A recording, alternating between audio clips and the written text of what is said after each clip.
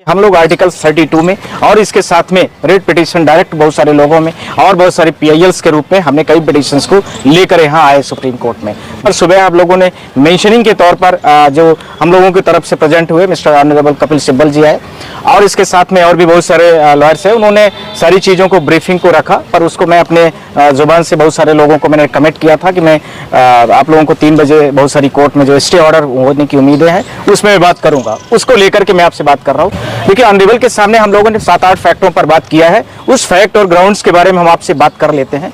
जो वक्फ बोर्ड है वो वक्फ बोर्ड अब एक्ट के रूप में हो गया, यानी हम वक्फ बोर्ड एक्ट कहेंगे। अब यह ध्यान रखना है, उस एक्ट में जहां पर मेजोरिटी के तौर पर 100% नॉमिनेशन हो रहा है, डेमोक्रेटिक कंट्री में ऐसा नहीं होता। पहला पॉइंट है। दूसरा पॉइंट इसके साथ में, भारत देश में जो वक्फ बोर्ड है, वक्फ बोर्ड की स्थापना और उसके बाद में जो इसका उद्देश्य है कार्य करने का, वो विभिन्न तरीके से और वह सिर्फ और सिर्फ डेमोक्रेटिक फॉर्मेट में है। पॉइंट नंबर 2 है। पॉइंट नंबर 3, इसके साथ में हम लोगों ने इस बात को भी रखा कि जो वक्फ बोर्ड का चेयरपर्सन भी होगा, अभी करंट में जो नॉमिनेटेड पर्सन होगा वह भी नॉन मुस्लिम होगी। इसके साथ में point number 4, as per laws, जबकि यहाँ पर आप पार्लियामेंट में देख लें, चाहे राज्यसभा हो, लोकसभा या विधानसभा के रूप में आप देखेंगे, तो वहाँ पर जो स्पीकर का पद होता है वो नॉमिनेटेड होता है, पर यहाँ पर नॉमिनेटेड का पावर्स भी बिल्कुल पूरी तरीके से खत्म है। वह भी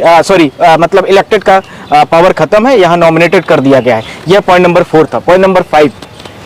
हम लोगों ने यह भी बोला कि बहुत सारे जो सुप्रीम कोर्ट के जजमेंट थे, उस सुप्रीम कोर्ट के जजमेंट में सबरीमाला का जजमेंट और इसके साथ में हाई कोर्ट के कई सारे जजमेंट, वो जजमेंटों के आधार पर और खासकर 2020 का जो जजमेंट है सुप्रीम कोर्ट का, जिसमें स्पष्ट तरीके से बोला गया कि वक्फ बोर्ड जो है, वक्फ बोर्ड एक इंस्टीट्यूशनल तरीके से काम करती है और इस रिलायंस जजमेंट को पूरे इंडिया में उसको फॉलो करना चाहिए संबंधित जजमेंट के साथ में। ये सारी चीजों को लेकर के यह पॉइंट नंबर 5 था। पॉइंट नंबर 6, इसके साथ में हमने यह भी ऑनरेबल से यह भी रिक्वेस्ट करने की कोशिश की कि जितनी भी चीजें सारी हो रही हैं वो सरकार एक या सिर्फ और सिर्फ दिखावा मात्र के अलावा, वक्फ बोर्ड की जमीनों को लेने के अलावा, गरीबों के जो बीपीएल लाइंस में बहुत सारे लोग हैं, और उसके साथ में एक डेटा भी प्रस्तुत किया गया, जो बीपीएल लाइंस में ऐसा नहीं है कि वक्फ बोर्ड की जमीनें एक ग्रुप में है, एक ही जगह पर है, 500 एकड़ की, 100 एकड़ की, 10 एकड़, और उसको आपने जा करके कैप्चर कर लिया है। ऐसा नहीं है। ये वक्फ बोर्ड की जमीनें ऐसा ही कुछ समझिए कि जैसे किसी गांव का कोई व्यक्ति गरीब ने किसी ने उस वक्फ बोर्ड में अपना डोनेशन कर दिया, तो कहीं किसी गांव का व्यक्ति किसी जगह पर कर दिया,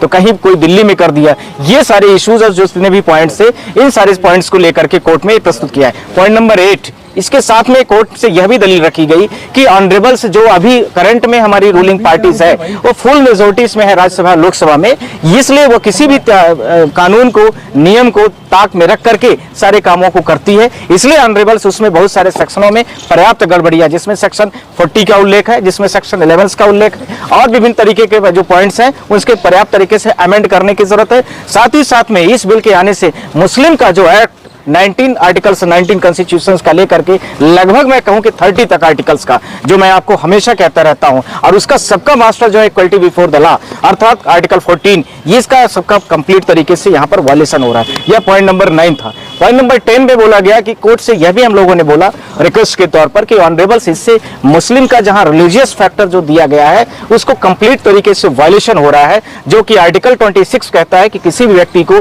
किसी भी धर्म के अपनी स्वतंत्रता और उसके साथ में उसकी पूजा जो वर्शिप वगैरह करना है उसके लिए वो फ्रीडम है, और उसके लिए वो कोई भी सरकार हो, कोई भी राज्य हो, कोई राज्य का मतलब देश होता है, ध्यान रखना कॉन्स्टिट्यूशन में, तो राज्य कोई भी हो, उस राज्य के पास यह पावर नहीं है कुछ संबंधित व्यक्ति के बारे में कोई भी नियम बनाए। साथ में पॉइंट नंबर 11 यह भी बोला गया, जिसके बारे में हमने आप लोगों से कल भी प्रेस कॉन्फ्रेंस में बोला भी था, ये सारे महत्वपूर्ण पॉइंट थे। उसमें कल भी मैंने आपसे जिक्र किया कि कई बार ऐसा होता है कि पीढ़ी दर पीढ़ी रूल्स आते रहते हैं और धीरे धीरे कस्टम के रूप में बन जाते हैं। कस्टम का मतलब रीति रिवाज, और रीति रिवाज के रूप में धीरे धीरे बढ़ते जाते हैं, और वो क्रम से इतना आगे बढ़ जाते हैं कि उसके बारे में संवैधानिक रूप से कोई नया नियम बना देना, कानूनी रूप से उसको वायलेशन के रूप में ला देना, वह कॉन्स्टिट्यूशनल के अंदर में नहीं आता है। यह पॉइंट 11 था।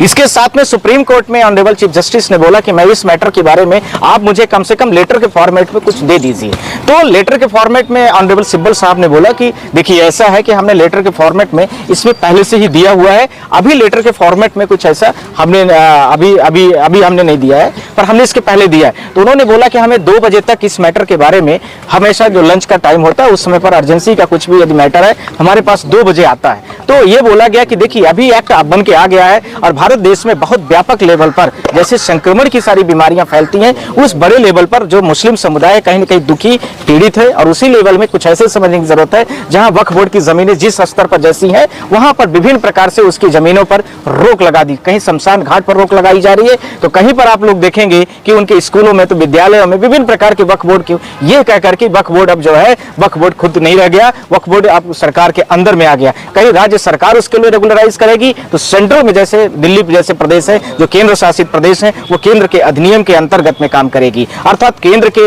अंतर्गत में रह करके सारी चीजों का वहां पर कार्य होगा। इन सारी चीजों को लेकर के बोला गया। इसी के साथ में यह भी दलील रखी गई कि ऑनरेबल इसको तत्काल रूप से स्टे लगा दिया जाए, नहीं तो इसमें सारी चीजों की गड़बड़ियां पूरे भारत देश में काफी परेशानियां खड़ी हो जाएंगी। इसको लेकर के ऑनरेबल ने यह बोला कि देखिए ऐसा है कि हमें 2 बजे तक का टाइम दीजिए, हम 2 बजे तक में इस केस के बारे में समझ करके इसके लिस्टिंग के बारे में हम विचार कर रहे हैं। अब इसके बारे में 2 बज गए और 2 बजे तक का हमने आप लोगों से कमिट किया था, तो अब 3 बज गए लगभग, तो अभी तक तो कुछ लिस्ट के बारे में ऐसा है नहीं। 2 दिन की अभी आज जो है मंडे है, ट्यूसडे वेडनेसडे 2 वर्किंग डेज है, इसके अंदर में हमें पूरी उम्मीद है कि इन 2 दिनों के अंदर में मैटर फिर से दोबारा लिस्ट हो सकता है आइदर, क्योंकि इसके बाद 11, 12 और 10 के आसपास सुप्रीम कोर्ट की छुट्टियां लग रही है, फिर नेक्स्ट मंडे को ही कोर्ट खुलेगी। हमें अभी उम्मीद है कि मुझे लगता है कि वेडनेसडे तक के अंदर में सुप्रीम कोर्ट इसमें सुनवाई कर सकती है, या फिर अर्जेंसी के तौर पर स्पेशल बेंच भी बैठाई जा सकती है जो छुट्टियों में भी बैठ सकती है। चलिए, तब तक के लिए आप लोगों को थोड़ा सा इंतजार भी करना पड़ेगा इस मैटर को लेकर के कि ऑनरेबल का क्या इसमें डिसीजन हो रहा है, और जैसे ही लिस्ट हो जाएगी और मैटर साथ में जैसे ही लिस्ट होगा ऑनरेबल के कोर्ट में, हम आपके सामने पर फिर से आएंगे और जो बहुत सारी चीजें हैं उसके बारे में देश की दुनिया की जो भी लोग आप लोगों से जुड़े हैं, जो भी आपके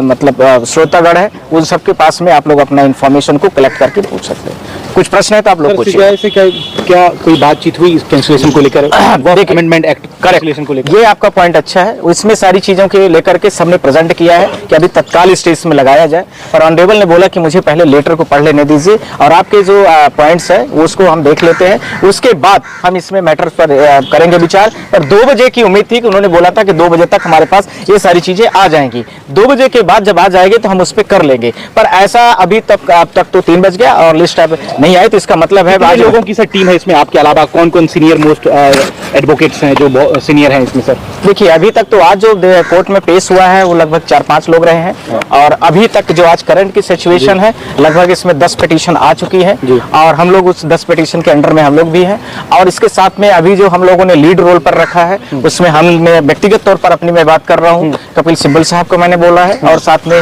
कुछ यदि जरूरत होगी तो सिंघवी जी भी उसमें सहयोग, हाँ सब है, तीनों लोग अभी हम लोग सामने पर है। और भी जो बहुत सारे लोग हैं तो इतना कोर्ट में भीड़ होती है, यह पता नहीं चलता कि कौन क्या है। और इसके साथ में मैं आपसे यह भी बोलना चाहता हूं कि और भी लोग हो सकते हैं, और भी बहुत सारे वक्फ बोर्ड के मेंबर्स भी हो सकते हैं, और पिटीशन के तौर पर राहुल जी और सोनिया जी भी सुप्रीम कोर्ट आने वाली थी सर इस मुद्दे को लेकर। कांग्रेस पार्टी इस मैटर को लेकर के फाइल की है, जो हमें न्यूज से पता है, और उसको लग रहा है कि कांग्रेस पार्टी इसके लीगल्स जो टीम है उसको सब कंसर्न करेगी। पर होता क्या है कि कई बार मैटर डिफेक्ट में लगा रहता है, तो डिफेक्ट को जब क्योर हो जाता है तब ये सारी चीजें होती है, संज्ञान में आती है, फिर वो मैटर सीजीआई के पास में लिस्ट होता है। इसके साथ में यह भी अभी आवश्यक जरूरी कि जिनके डिफेक्ट क्योर हो गए, अर्थात जो पिटीशन क्योर होकर के ऑनरेबल्स के पास आ गई हैं, अभी तो सिर्फ उनमें होगी। पर अभी तक के जो नियम कानून कहते हैं,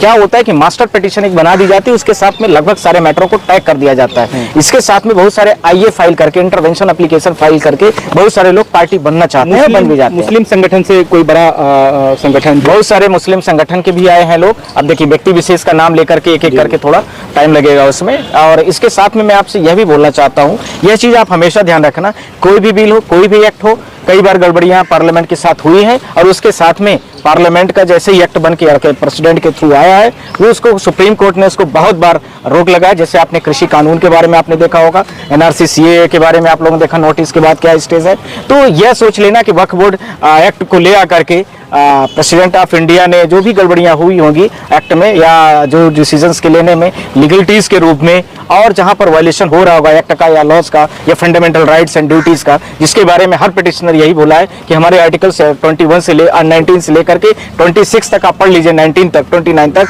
तो देखेंगे कंप्लीट तरीके से वायलेशन क्रमशः होता गया है। तो वो सारी चीजें अपनी अपनी दलीलें रखी गई हैं। अब देखिए, कोई नियम बन गया है तो सरकार भी अपना पक्ष रखेगी, सरकार कोर्ट दोनों पक्षों को सुनेगी, और ऐसा होना भी चाहिए। डेमोक्रेटिक कंट्री है, सबके पास राइट्स है, वो अपनी दलीलें रखेंगे, हम अपनी दलील रखेंगे, और प्रॉपर तरीके से सुनवाई होगी। सुनवाई के दौरान चीफ जस्टिस ऑफ इंडिया क्या उसमें निर्णय लेते हैं, ये तो आगे आने वाला क्या है समय सर? CJI साहब का- 100% उम्मीद है कि यह बिल पूरी तरीके से कैंसिल्ड होगा। इस रद्द चीज़ को- होगा? हाँ, मैं अभी भी बोल रहा हूँ, इस चीज को ध्यान रखना आप। अभी हम लोग पिटीशन के तौर पर कह रहे हैं और आपको ऑन द माइक कह रहे हैं कि इस बिल में ऐसा कुछ भी ज्यादा फैक्ट नहीं दिख रहे हैं जो कि बहुत सारे लीगल ग्राउंड को कहीं ना कहीं पर वो खड़े होकर के टिकेंगे। तो ये ध्यान रखना है। बाकी लीगलिटीज पर जो चीजें आएंगी, honourable chief justice of India के पास बाकी सारी चीजें हैं, है ना। Thank you.